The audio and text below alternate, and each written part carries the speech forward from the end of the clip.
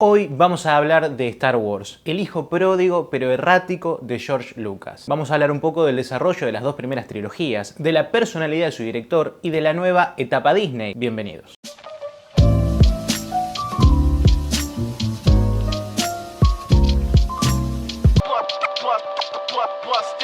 Star Wars no necesita presentación, así que voy a dar por hecho que si entraste a este video ya estás en tema. Muy buenas, Luca por aquí, bienvenidos al Coleccionista de Quejas. Si sos fan de esta saga, hay varias frases de pasillo que seguro te conoces. Aguante la trilogía original, el episodio 5 es el mejor, las precuelas son una garcha pero la 3 zafa, y una de las últimas en agregarse, Disney la cagó, pero Jon Favreau vino a salvar el día. Hoy quiero analizar qué tan cierto es todo esto, porque en el maremoto de opiniones de Twitter, todos somos reyes de la palabra y damos por sentado verdades que no son tan verdades. Pero obviamente en este video yo también voy a dar mi opinión, que no será más que una valoración de estas verdades de fanáticos. Así que ustedes no tienen que estar al 100% de acuerdo conmigo, pero tampoco tienen que crucificarme en comentarios, porque lo que voy a hacer es contarles una historia para que abramos un debate, porque debatir siempre está bueno, y en una de esas todos aprendemos algo. Hoy día, Star Wars es un pilar de la llamada cultura popular, una de las franquicias más populares de toda la historia y la que estableció el modelo de mercado con el que siguen trabajando todos los tanques de Hollywood. Te vendo una película y te vendo los muñequitos. Pero lo cierto es que Star Wars se originó casi como un capricho de su creador. George Lucas pertenece a la generación del nuevo Hollywood de los 70, una camada de jóvenes directores que eran los primeros egresados de las escuelas de cine, una generación dorada que tuvo todas las películas del planeta a su disposición para estudiarlas, algo que nunca había sucedido antes. Los grandes estudios de Hollywood estaban al borde de la quiebra y las películas grandes ya no interesaban. Ese público había envejecido y el nuevo público joven, que venía del Flower Power y de ideales más modernos y progresistas, buscaba un nuevo tipo de cine, más fresco, más chico y más directo. De esta década surgen nombres como Francis Ford Coppola, Brian De Palma, Martin Scorsese, William Friedkin, Michael Cimino, Steven Spielberg, y de esos grandes nombres surgieron películas importantísimas como Busco mi destino, Taxi Driver, El exorcista, Tiburón, El cazador y quizás la más legendaria de todas, El Padrino.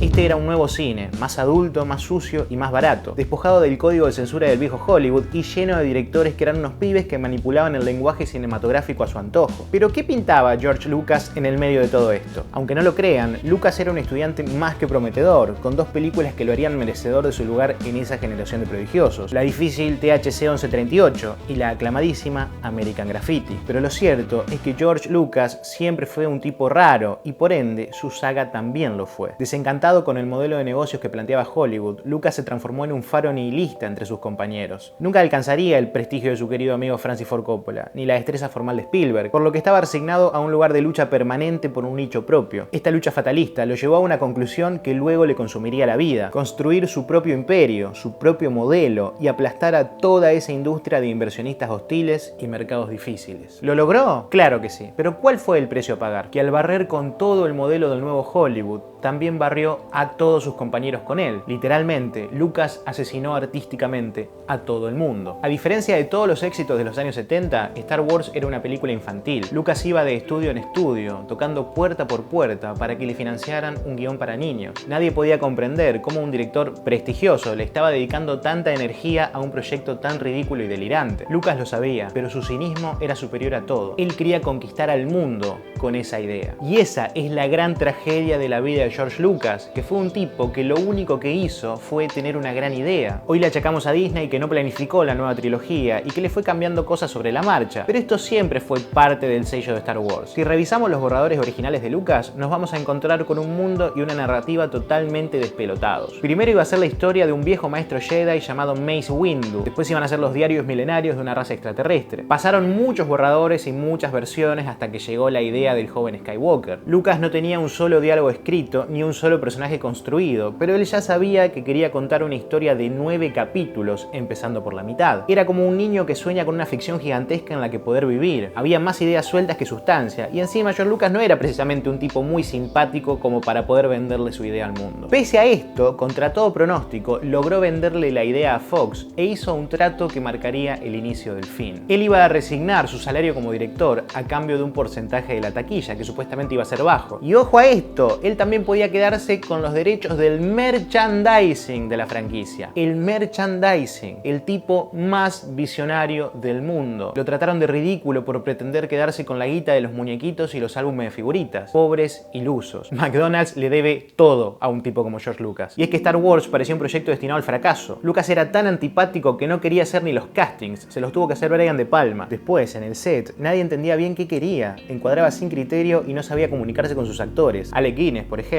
prestigioso actor inglés, se encontraba disfrazado de monje en el medio del desierto, leyendo unos diálogos delirantes sobre una guerra de clones y tratando de seguirle el hilo a un pibe director que a duras penas podía hablar. Lucas era mucho mejor con los emprendimientos que con las personas. Armó empresas para todo. Lucasfilms para hacerse cargo de la franquicia, Industrial Light and Magic para crear los efectos especiales y Skywalker Sound para la creación de los sonidos de las naves, sables y blasters. Y entonces, contra todo pronóstico, Star Wars, ese proyecto infantil de un nerd misántropo, se transformó en el mayor fenómeno comercial de la historia del cine hasta ese momento. Junto a Tiburón de Spielberg fundaron el concepto del blockbuster de verano y todo el circo que dio origen al cine de los 80. Volver al futuro no existiría sin gente como Lucas o Spielberg. El tipo lo había logrado. En su cinismo silencioso se había llevado puestos a todos, cineastas, mercados y productores. De repente, él era el rey. Volvemos a Disney. Hoy le criticamos que hacen todo por guita y con una mente súper empresarial, pero esto también se lo deben a George Lucas. A lo que voy, la nueva trilogía de Star Wars producida por Disney le hace bastante justicia al original. Las dos fueron hechas con una mentalidad netamente empresarial, planificadas como el culo, escritas sobre la marcha y filmadas a los tropezones. A ver, yo soy súper fan de Star Wars y me duele hacer esta lectura de la historia, pero no salgan los puritanos a matarme porque es la verdad. ¿Y quieren saber por qué el episodio 5, El Imperio Contraataca, es la mejor de toda la saga? Porque no es de George Lucas, la dirigió otro tipo, Irving Kershner. Lo primero que hizo Lucas cuando se llenó de guita fue abandonar la silla del director y pasar a ser el Kevin Feige de los 70. Por eso también el regreso del Jedi es tan mala, porque Lucas sintió que la 5 había sido demasiado oscura, así que decidió que había que hacer un final de saga un poco más pedorro pero más vendible. Inclusive se iba a llamar La Venganza del Jedi, pero la cambió a último momento. Y así cambió varios detalles más. Por ejemplo, la espada de Luke iba a ser azul, igual que la de su padre, pero como no se veía con el cielo de Tatooine, dijo, bueno, ya fue, hagámosla verde. Así que esas cosas no son tan sagradas como todos piensan, pasaron medio por accidente. Y lo mismo pasa con la trilogía de Disney. La primera es la exitosa, la segunda es la buena y la tercera es la desabrida. Esperen, acabo de tocar fibras sensibles, carne blanda, ya lo sé. Escucharon bien, de la trilogía de Disney, el episodio 8 es la buena. ¿Qué se le va a hacer? Podrán no gustarles que se cague en toda la mitología de la saga, que mate personajes y que arruine tramas, pero es la que está mejor filmada y la que está mejor dirigida en todos sus aspectos y la que tiene que tomar las decisiones más difíciles. De hecho, ¿saben por qué ese look viejo molesta tanto? Porque es la viva imagen de George Lucas, pesimista, derrotado, renegando de su pasado y sin ganas de afrontar el futuro. Por eso Mark Hamill odia a ese look, porque es tan apático como su creador. Y por eso también George Lucas le vendió la saga a Disney. Estamos hablando de un tipo que basó toda su carrera en una franquicia donde una rebelión se enfrenta a un imperio. Y después él agarra, va y le vende su franquicia a ese mismo imperio, pero en la vida real. Es su cinismo en estado puro. El concepto de la fuerza es el mismo Lucas cagándose de risa en nuestra cara. No es que quiera defender la trilogía de Disney, que es súper mercenaria, pero tampoco me parece que esté bien atacarla con argumentos que básicamente son los que fundaron a la saga. ¿Les molesta que haya romances mal planificados? Bueno, les recuerdo que Leia se chapa a Luke para darle celos a Han, a su propio hermano. ¿Por qué? Porque a Lucas todavía no se le había ocurrido que fueran hermanos, se le ocurrió después. ¿Les enoja que Rey de repente sea la nieta de Palpatine? Bueno, a Lucas tampoco se le había ocurrido desde un principio que Luke fuera el hijo de Vader, también lo fue pensando sobre la marcha. ¿Por qué duele tanto admitirlo? No es tan terrible. Si van a odiar el aspecto más corporativo de la saga, deberían odiar todas las películas, porque Star Wars es una saga corporativa. Las precuelas, por ejemplo. Ahora todos defienden a las precuelas con tal de pegarle a Disney. Ahora resulta que no fueron tan malas como parecían. Bueno, lamento decirles que sí lo son. Son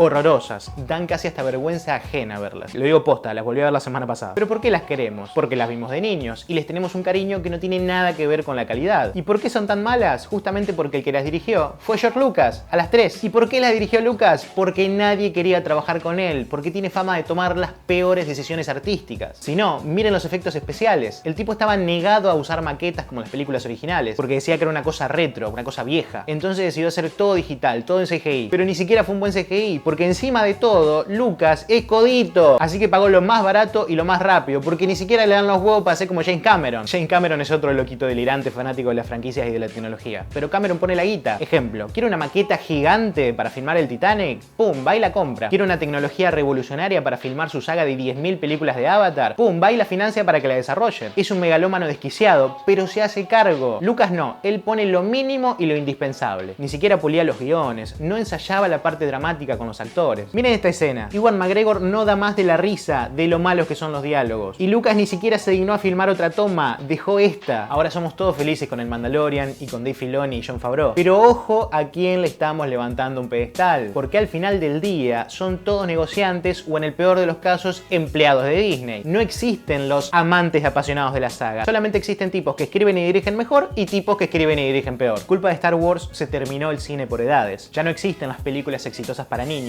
y las películas exitosas para adultos. Ahora son todo un combo de películas para toda la familia. Ya no hay que esforzarse para ver una buena historia. Ahora alcanza con una sencilla trama que sea fácil de seguir para los chicos y que tenga algunos chistes picantes y referencia para los padres. Así que todos los paladines de la nostalgia que defienden Star Wars simplemente porque es su infancia, háganse hortear. Son todos una manga de giles que piensan que son vivos y rebeldes por ir y pegarle a Disney, pero oh sorpresa, después van y se comen todas las de Marvel al hilo, que también son de Disney. George Lucas fue un tipo muy melancólico y muy solo, que quiso conquistar el mundo por no poder interactuar con él. Lo logró y se volvió un rey entre las cenizas, así que decidió vender todo y aceptar su solitario destino. Y acá termina el video de hoy. Si te gustó este video y te gusta Star Wars, te comento que hace un tiempo hice otro, en el que hablo de las influencias orientales que tiene la saga y la estrecha relación entre los Jedi y la fuerza con el Kung Fu y el budismo. Y si en general te gusta el contenido que hago, no te olvides de dejar un like, de suscribirte a este bello canal, de activar la campanita si YouTube te avisa cada vez que publico un video y de compartir este video con todo el universo, así nuestra pequeña comunidad empieza a crecer. Por mi parte, eso fue todo. Muchas gracias por llegar hasta acá. Yo soy Luca, esto fue El Coleccionista de Quejas y nos vemos la semana que viene para seguir hablando